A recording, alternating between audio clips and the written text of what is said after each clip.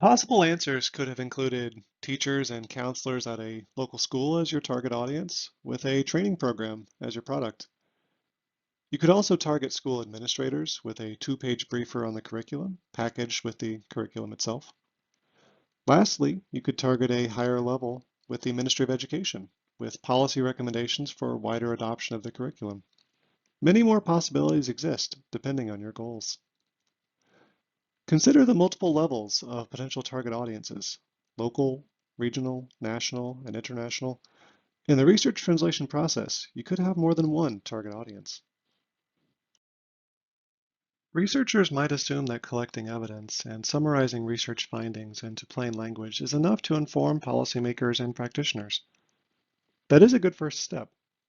However, evidence is only one part of the process. It is more likely to inform practice or policy change if it is accessible, valued, and understood by end users. Translation products serve the role of transferring evidence into a useful format toward a specific audience to change attitudes, behaviors, or beliefs. The uptake of research moves faster if stakeholders are interested and products are relevant to them. Consult with partners and stakeholders to agree upon the purpose of, evidence within, and design of your product, and do so at an early stage. Understanding the context of a project can increase uptake. Invest resources into understanding people, values, systems, processes, and the overall context. Be flexible to changing on-the-ground conditions and adjust where needed. Early engagement with your audience can increase ownership, which can both deepen your research analysis and enhance the likelihood that your research has impact. Consider the audience you intend to reach and what information your audience will respond to best. By understanding your audience, you can frame the research in a way that responds directly to their needs. Think about how the research might be used and include your audience as you develop products. Make sure to not only consult with your audience early, but throughout the research process. Instead of waiting for traditional dissemination events at the end, consider hosting policy dialogues and implementation workshops in the middle with stakeholders for insight and feedback. Co-design of products is beneficial since it incorporates technical and practical knowledge with experiential insight. Actively engage stakeholders who can influence adoption or scale to co-design research translation products. Include diverse stakeholders to generate strong local ownership of research findings and strengthen community influence on policymaking at various levels. The frequency and method by which you represent your data has power to influence different audiences in different settings. Instead of a bar chart, perhaps a pictogram is more appropriate. Instead of a data table, consider an infographic. The choices of how, when, and to whom research is communicated can greatly influence the degree of impact of your work. Set aside time for all partners to collectively decide how to engage with and represent the data to the desired audience. The products you develop all have strengths and shortcomings. A policy brief is an appropriate display of evidence for policymakers, but not for farmer cooperatives. Telling a story in a documentary has more emotional power than in a briefer. Depending on your product's complexity, you could develop several for one or more audiences. If you're engaging at multiple levels, local, regional, national, or international, you likely have multiple audiences, which will have different needs. Even for a single audience, you can develop multiple complementary products as long as they are useful and applicable. Developing an effective translation product is invaluable for application and use of research. However, to move beyond a single target application, use, or audience, it is important to consider the channels, platforms, and networks that can help disseminate research outcomes and translation products for wider application and scale. Dissemination in research translation is more than the production of peer-reviewed articles or even research translation products. Dissemination is planning and facilitating the implementation of knowledge with a particular audience in a strategic way. Dissemination requires creativity to move beyond publications, as well as the investment of time and resources to engage specific audiences through different channels. Dissemination facilitates wider application by increasing awareness and opening opportunities for replication and scale. Wider application of your research findings into policy or practice leads to greater development impact. Creating a policy brief alone does not complete research translation or lead to impact. Much the same as product, audience matters. Determine what strategies are the most effective for each audience to enable your project to effectively deliver solutions to the right actors in development. Creating a dissemination plan early in your project will greatly aid in this process. Laser Pulse has a specific training module and template on dissemination planning with more detail. In our outline of embedded research translation, dissemination occurs along the pathway from deep collaboration of partners and stakeholders through increased awareness, replication, and wider application. This process ultimately leads to enhanced impact of research and better informed decision-making for international development outcomes. This is not easy for many engaged in the partnership. Dissemination is an active, targeted process that needs to be planned for from the beginning. Allow for resources, such as time and budget, to dedicate toward materials for distribution, presentations, and events. Understand who is responsible for this component, what activities you undertake, what groups you engage, and what resources you develop. Many conclusions from target audience resonate here. This process begins with identifying who can be your avenue for increased awareness. If you have a field-tested solution, what steps do you need to take to ensure it is more widely tested and adopted? You can engage other groups beyond your initial partnership. The work you've taken in including stakeholders early in the project greatly helps here. For increasing awareness, events and products can help others adopt your solution. For replication, scale, and wider application, private sector entities can provide investment, marketing, sales help to grow your distribution. Donors can provide additional funding. Policymakers can help increase adoption of your recommendations in other locations. Finally, all parties have access to networks and events, which are crucial in dissemination. Hopefully you've already identified the critical actors in the field and the best ways of reaching and ultimately influencing them, and understand what content they are responsive to and what the best way of contacting them is. For a policymaker or business, you might want to have a face-to-face meeting with a pitch of your translation product. Some fields are particularly responsive to yearly conferences or seminars. You could engage with a field-relevant community of practice or working group, or a legislative committee that helps shape policy. When engaging with a specific audience, make sure you clearly understand the ask you are making and establish what the next steps would be for someone to take.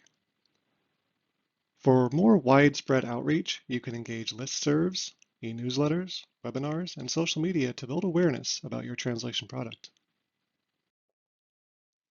Many of our projects at Laser Pulse end at the beginning of this tale and need a next step to reach wider impact with additional funding or activism or sustainability plans within their own organizations.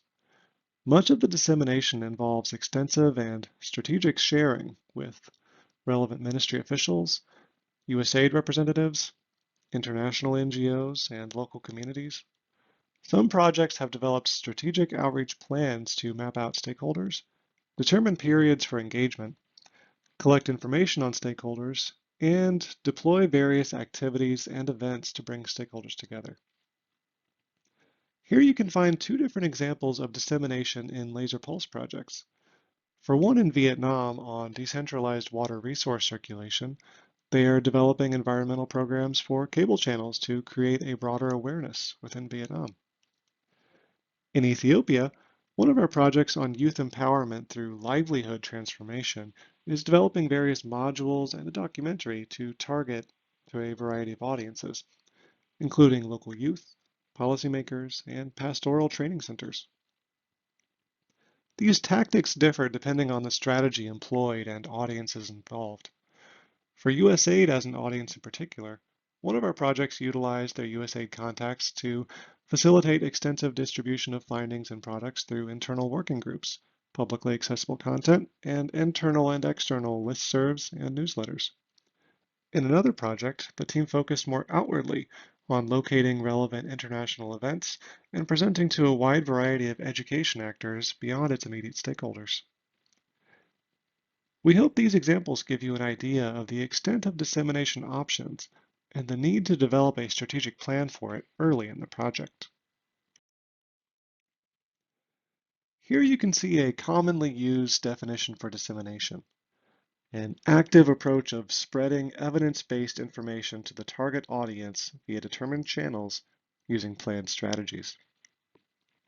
Let's highlight some key words in this definition. First, active process, not passive. Dissemination is not merely waiting until the end of a project and publishing results in a journal. Dissemination is also planned, not haphazard. Actively engaging with stakeholders throughout the process in a manner you've intentionally planned for is critical. Dissemination is a targeted process, not happening at random. And lastly, utilizing a dissemination strategy, which can be based on a theoretical framework, can help make your activities more active, planned, and targeted. Note that this does take some work. Saving dissemination for the end of your project is not going to leave you with the time or resources to execute an influential plan. For research to be effectively utilized, it is important to align your translated products and dissemination plan with the needs of the end users through impact planning. Doing this planning and alignment early in the project will allow you to clarify research questions, identify stakeholders, and pinpoint specific areas of influence for the project. Underutilized research is generally thought of as end users being unaware of research findings. However, another factor influencing the underutilization of research is in the misalignment of research with problems identified by end users. Including your stakeholders early helps to resolve this alignment issue by making sure that not only will end users be aware of research findings, but the findings will also be relevant to them. For academic partners, standard dissemination includes conferences and research papers. However, you should highlight other creative means for dissemination to reach audiences that can influence change. In our example in Vietnam, their logic model includes grassroots advocacy to impact change.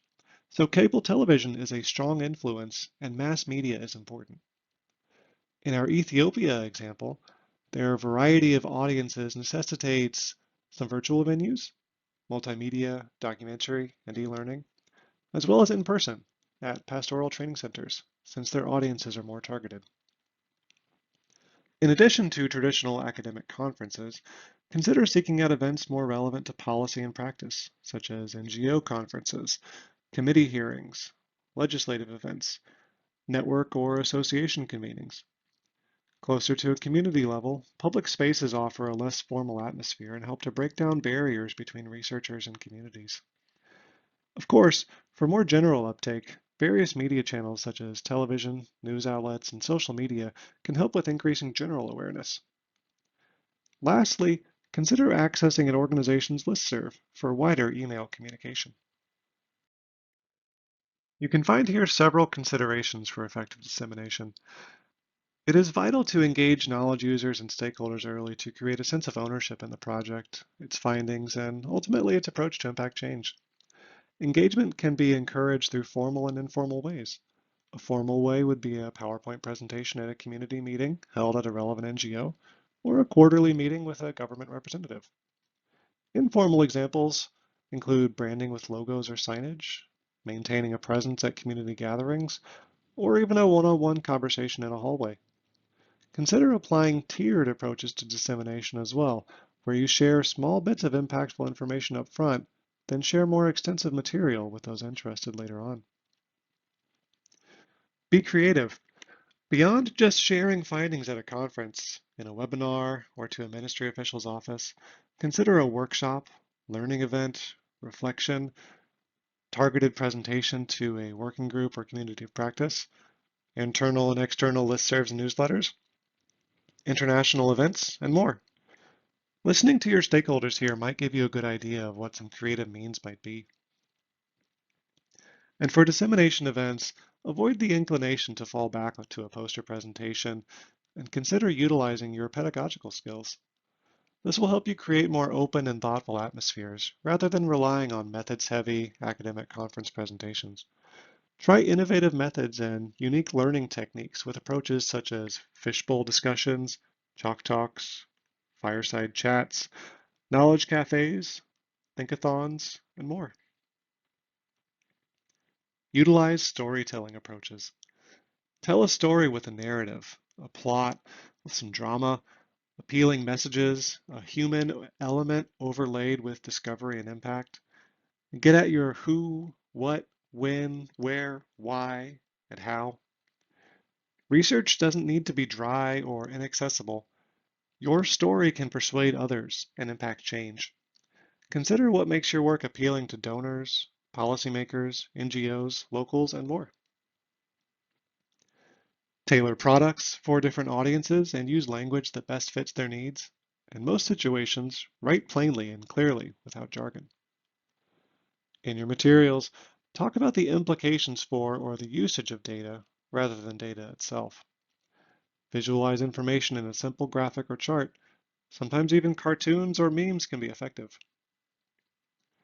While you might think of dissemination as an upward process to larger organizations or an outward process to interested academics or practitioners, an inward process is necessary as well. Consult with your local partners and immediate stakeholders for local knowledge on, context for, and means of dissemination. This insight on how information is shared on a local level might provide you with better tips for grassroots dissemination and how to effectively ensure project findings are communicated well in local environments. It could lead you to understand that sometimes the most effective messenger is a local champion. If you take your findings to another region or country, make sure you have the appropriate contacts to reference what changes might need to be adapted to accommodate for different conditions. This is a vital component in continuing to spread the solution you have found to the right places. It will also allow you to change course based on knowledge obtained on local applicability. Lastly, dissemination is aided by long-term relationships that are trusting. In considering sustainability, the findings that you have and their applicability in practice or policy should not cease with your closeout report. Sustainability could require additional funding for similar work or for a project champion to carry on related work, but can contribute to dissemination by continuing to push findings and implications to relevant actors after your project's end.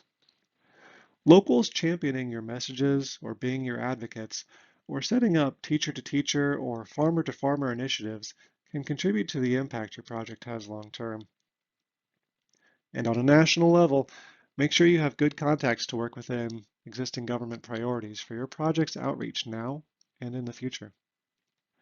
These considerations for early engagement and planning can yield enormous benefits down the line. Your project's timeline is aggressive in translating research into policy or practice. Many considerations for dissemination and scale might extend beyond the project lifecycle and necessitate planning in advance. In our previous scenario with our education curriculum, consider your audience and product. What means will you use to share this curriculum and your product further?